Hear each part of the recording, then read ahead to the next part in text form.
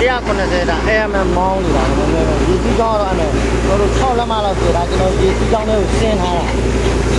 ရေစီးကြောင်းကဒီက6လက်မလောက်ရယ်ဒီဘက်ဘေးမှာ4လက်မလောက်ရယ်ဒီတရား90တရား80ပေါ့ကျွန်တော်တို့ကြောက်ပေါက်တယ်ဟိုကလိုင်းပေါက်တယ်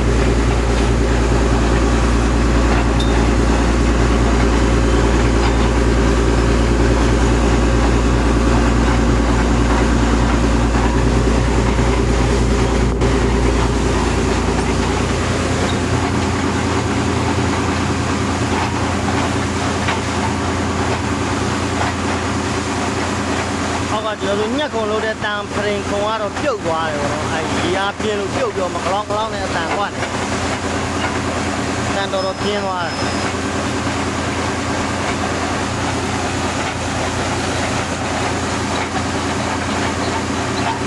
ဒါကျွန်တော်တို့ဒါ2ရက်ပဲထူတာပေါ့နော်